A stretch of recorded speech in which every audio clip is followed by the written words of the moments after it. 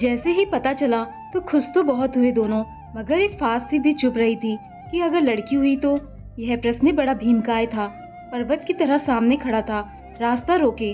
पहले से ही तो दो और अब ऊपर से यह तीसरी भी हुई तो। हे भगवान, से ही उन्हें चक्कर से आ गए, जैसे और तय हुआ कि शहर चलकर जांच करा ही ली जाए। बेकार में ही रिस्क क्यों लेना, खतरा क्यों उठाना। बेटा हुआ तो क्या कहने, किस्मत ही खुल जाएगी तब तो। और यदि लड़की हुई तो सफाया वही के वही, सुविधा तो है ही, तो क्यों ना फायदा उठाया जाए। यह तब की बात है जब भ्रूण लिंग परीक्षण प्रतिबंध नहीं था, तो हर गली मोहल्ले में सोनोग्राफी सेंटर भी नहीं थे, शहरों में ही थे। वह तो बैन होने के बाद ही, और तुरंत शहर चलने की तैयारियां शुरू हुई। सबसे पहले तो रेल में आरक्षण कराना था। सीटों का तो पता चला कि अभी तो सब बुक है पूरे महीने, क्योंकि दिसंबर में छुट्टियां होती हैं तो ट्रेनों में भीड़ ज्यादा होती है। जनवरी से पहले तो नहीं मिल सकती थी सीट। चलो कोई बात नहीं, अगले महीने ही चले जाएंगे। इन्होंने भी लापरवाही से सोचा, सुविधा तो है ही, आखिर हम लोकतंत्र में रहते हैं और हमें मताधिकार मिला हुआ है, तो जिसे चाहे वोट दे और जिसे ना चाहे तो ना भी दे, तो क्या फर्क पड़ता है। सुविधाएं के भी कैसे कैसे दुरुपयोग होते हैं। और जनवरी के प्रथम सप्ताह में ही आ गए हम शहर। यहाँ आकर मालूम हुआ कि सरकार ने भ्रूण परीक्षा निरोधक अधिनियम लागू कर दिया है। 1 जनवरी से तो अब यह अवैध है, अपराध है, सजा भी हो सकती है पकड़े जाने पर। तो कोई भी तैयार नहीं हुआ। इस हेतु वे अस्पताल चक्कर काटते रहे। मामला चूंकि नया था, अभी अभी ही लागू हुआ था अधिनियम, सो उससे कन्नी काटने के बचने के उपाय गली कूचे अभी इजाद नहीं हो पाए थे, या अभी उतने विश्वसनीय कारगर नहीं थे कि हर किसी पर आजमाए जाए। बिना परीक्षण के लोग भी तो विश्वसनीय ही चाहिए थे ना। अब तो बड़ी आफत, बड़ी मुश्किल में थी जान, इनकी जान। उस निरपराध नन्ही जान की तो परवाह ही किसे थी। उसकी जान लेने को तुले हुए थे, अपनी जान बचाने को। करे तो क्या करे और कैसे। अगर लड़की हुई तो यही आशंका उनके प्राण निकाले दे रही थी। गोया की लड़की ना हुई, इबोला वायरस हो गया है और उसे लड़की ही कहा जा रहा था लगातार, बेटी तक भी नहीं।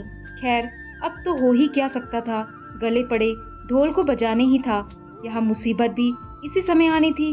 काश कुछ पहले ही आ जाते, पिछले माह में ही, तो तुरंत निपटारा हो जाता हाथों हाथ।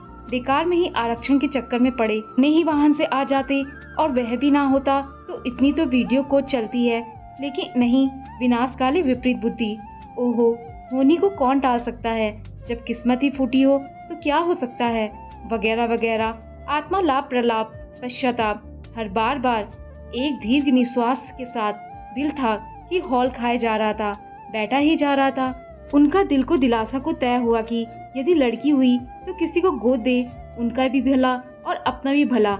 और घर परिवार, नाते रिश्तेदारों, मित्रों, परिचितों पर नजर घूमने लगी कि कहीं कोई निसंतान दंपत्ति मिल जाए तो पाप कटे, वे भी खुश और अपनी भी सखी प्रसन्न। कहीं तो बात करके भी कहीं कोई हो गोद लेने का इच्छुक तो बताना। यूं ही दुश्चिंता भरे दिन गुजरते गए। आखिर वह घड़ी भी आ पहुंची और हुआ भी वही जिसका डर था। लड़की, तीसरी लड़की। ईश्वर ने भी क्या कहर बरपाया था, जो किसी भी तीव्रतम भूकंप से कम विनाशकारी नहीं था। उन्हें तो लगा कि सारी दुनिया ही समाप्त हो गई हो मानो। सृजन की नहीं, विध्वंस की अनुभूति हुई उन्हें। जच्चा तो मानो मनोरोगी ही हो गई। उन्हें तो कोई सुध बुद्धि नहीं थी, जैसे बच्चे की। दोनों बड़ी बहनें ही जैसे तैसे करके संभालती रही, मगर स्त्री बीज में भी गजब की जीजी विसा होती है।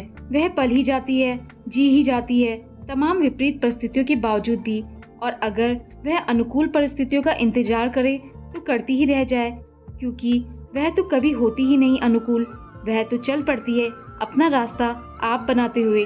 कुपोषित बच्ची शुरू में तो बीमार रही, इतनी कि उसका स्कूल में प्रवेश भी 1 वर्ष देरी से हुआ। वह भी बड़ी बहनों ने ही करवाया।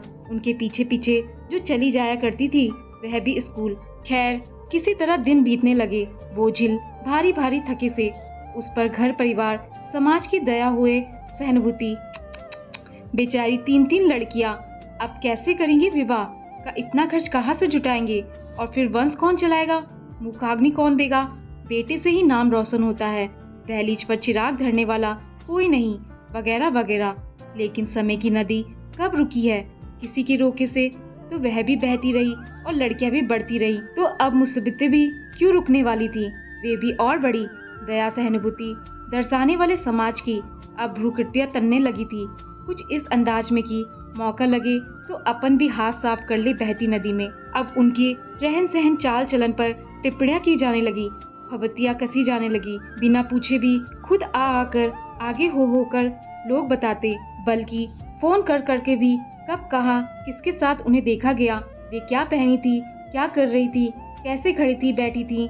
भाई तो है नहीं और पिता व्यस्त रोजी रोटी जुटाने में, तो अब कौन नकेल कसे। खुली छुट्टी घूमती रहती हैं, मटर गश्ती करती हुई, आदि इत्यादि, बिल्कुल विस्तार पूर्वक तसल्ली से, जैसे उन्हें कोई और काम ही ना हो या उन्हें नियुक्त ही किया गया हो सिर्फ इसी कार्य के लिए। खैर, दिन तो गुजर ही जाते हैं, जैसे भी हो। तो सूरज भी अपने समय के उदय अस्त होता रहा।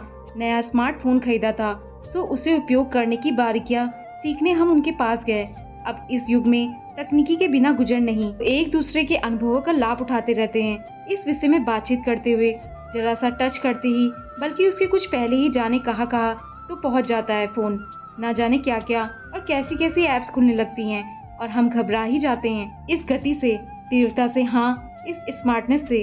तो सोचा जरा तसल्ली से बैठकर एक बार जान ले सब इस आधुनिक तकनीक के बारे में, क्योंकि जहाँ यह सब कुछ आसान बनाती है, आगे बढ़ने की राह खोलती है, वही सब कुछ बर्बाद करने में भी देरी नहीं करती यदि सही इस्तेमाल ना करे तो। यही सब करते समझाते उन्होंने अपने स्मार्टफोन पर व्हाट्सएप पर चलाकर दिखाया। कुछ तस्वीरें गुजरी नजर से और एक तस्वीर पर जाकर अटक गई नजर। यह तो अपनी तृप्ति है ना। तीसरी लड़की होने पर ईश्वर से गुजारिश की गई थी कि अब बस हम तृप्त हुए लड़कियों से, तो अब हम पर कृपा करे और लड़कियां ना भेजे। इसी प्रार्थना के प्रमाण स्वरूप इस तीसरी लड़की का नाम तृप्ति रखा गया था।